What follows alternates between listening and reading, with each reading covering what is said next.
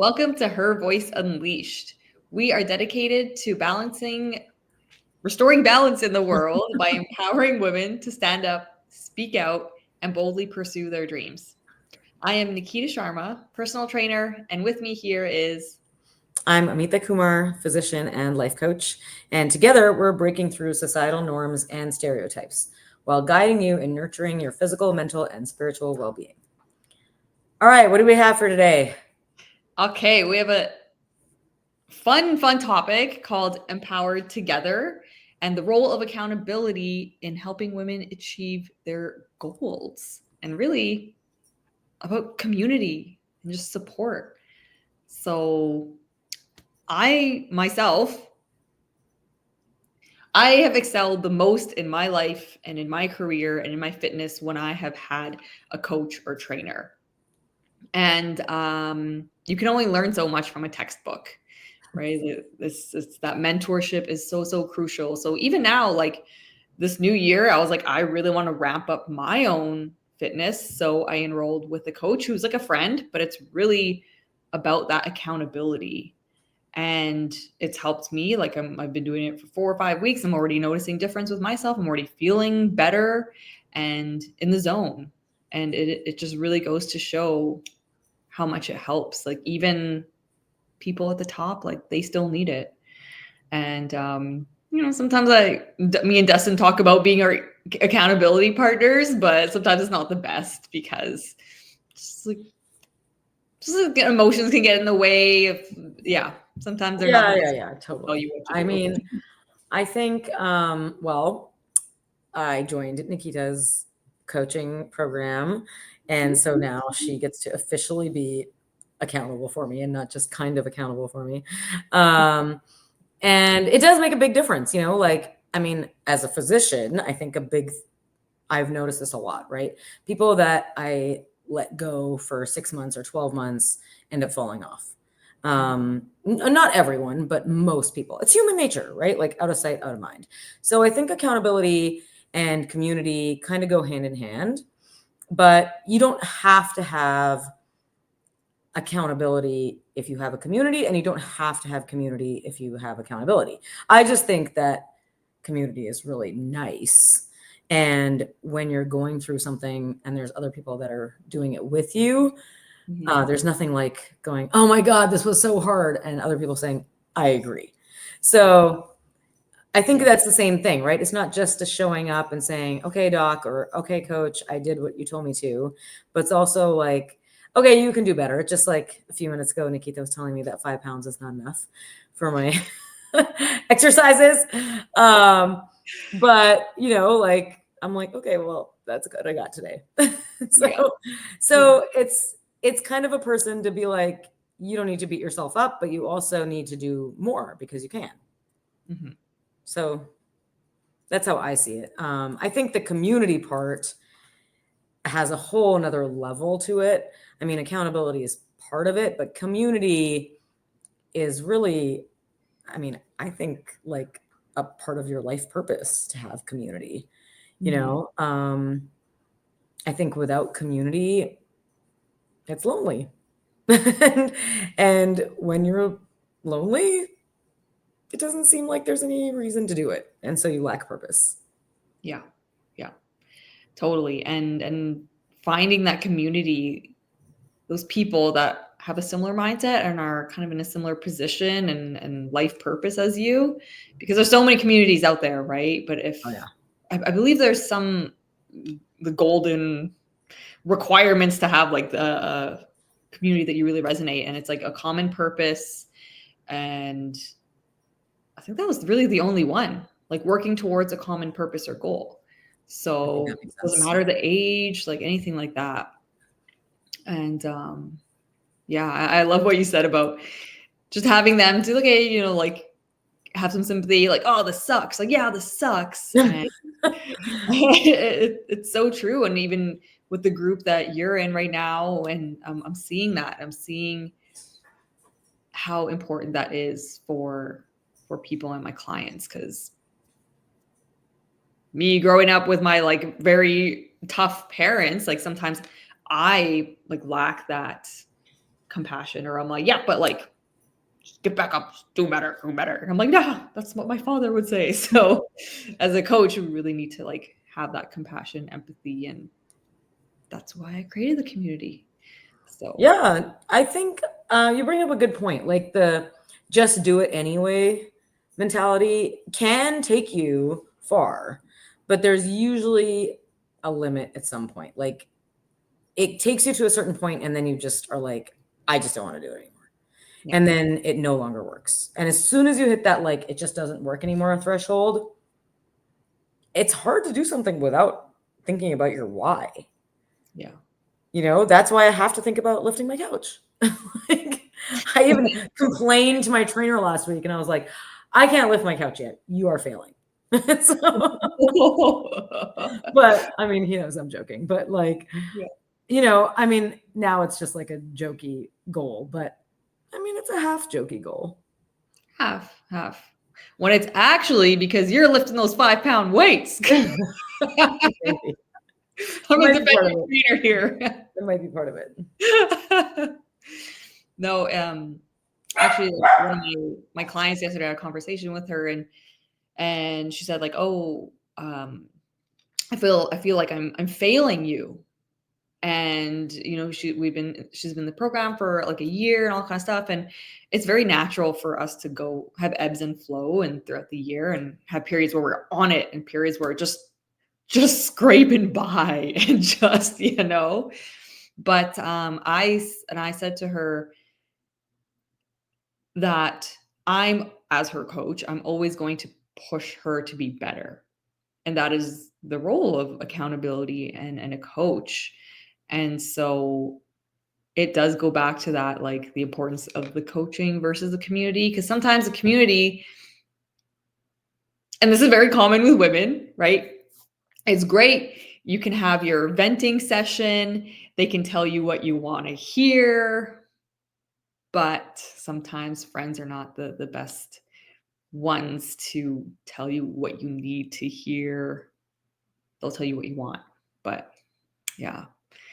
And I've been around a lot of girlfriends where they're just, now I was like, they're just talking about their problems. I'm like, all the time. And I'm like, what are you going to do about it? Like, you can talk it to death, but you give more power to those problems the more that you talk about it. And very common in the Indian community as well, right? The old aunties just like gossiping, talking, and it becomes a very negative, non-constructive atmosphere. So Yeah, I think that's a good point. Not constructive. That's really the bottom line. I think, you know, there's that common saying of misery loves company. And I guess that's true. But if you are one that is ready to get out of misery, then you have to find different people to be around. It doesn't mean forever. It just means like you got to start spending the bulk of your time with people that are going to be more constructive, more empowering, more in line with your goals, right? My computer is dying. I got to get my charger. okay. There we go. Yeah.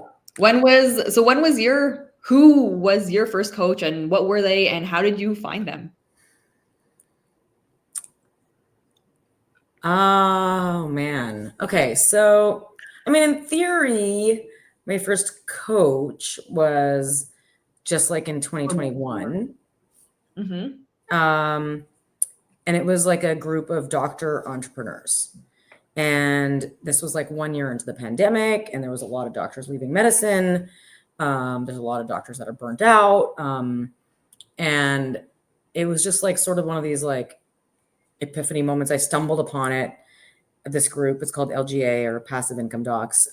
And it was like, wow, there's other people like me, you know, like, and there's other, and at the time it was like, oh, there's other doctors that do things other than doctoring. Mm-hmm. And then, so I got my first coach. Like, I was just like, I don't really know, but I just know that I need coaching, or I knew something was missing in my life.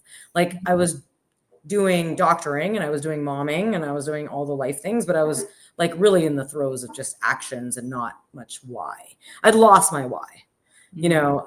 And so I got a coach and I just started talking to her about like what I felt like was missing, like community service. And basically we just started from the very beginning, which is core values. And everyone has heard me talk about core values. And I think that it just leads you to the next thing. Like part of my core values at that time were, I mean, it still is, but I don't think about it all the time. And that's like health, right? Like both mental and physical health. And that was like not at the top of my list of things to worry about. Thankfully, I never had a weight problem, but unfortunately, it never was a problem. And so I never considered that not being strong, not being healthy, not eating healthy, whatever, all those things. That was like a non-issue. I mean, oh my gosh, like I even tell my patients that. I told them yesterday, like I'm still working on being healthy. So don't be fooled by someone that is, skinny or thin. And I was even looking at pictures like from a couple of years ago, and I'm like, I weighed less than I do now, probably, but I don't look fit because, well, I wasn't. But people that haven't seen me in months now are like, oh, you look great. And I'm like, and they probably don't know why, but I'm like, I'm working out. I'm like, I'm trying to work out. Let's put it that way. Yeah.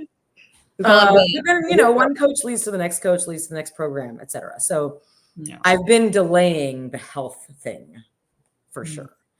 So I'm glad that I met you. I'm glad that I jumped in with both feet, and I've been, working on my own coaching program called Healthy Meal Preppers, but I was never the one doing the healthy meals or the training. I was the mindset person.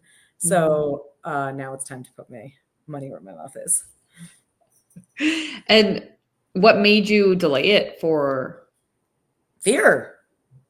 Yeah. I mean, I think that's the reason most of us procrastinate anything, like just fear of, like, most people that have heard me say anything or heard any of the podcasts I've been on is that I was training to get a trainer, right? So when I was 39, that was 4 or 5 years ago almost, I was like, okay, I want to get a trainer for my 40th birthday. Lots of my friends were like around 40. They'd all gotten personal trainers or gotten some training sessions. And, I'd gotten 1 or 2 from like a silent auction. And they were really freaking hard. I was like, yeah, no, I cannot get a personal trainer. I need to like train to get a personal trainer. So I was training to get a trainer for basically 4 years. Like, I'm like, I'm just not strong enough yet. Like, I'm going to get my ass kicked and then I'm going to fail. And so I just kept on persevering as far as stamina on the elliptical, because I think that was really hard for me with a history of asthma. I just had this barrier, about, I don't know, lung conditioning, like literally like conditioning. And then I did some weights, but it was better than nothing, and squats. And then I was like, oh, just jump in and do this. Screw it. So last year, finally at 43, I was like, I'm just getting a trainer. And you got to spend the $1,200 too to do it. Like, I'm like, oh, well.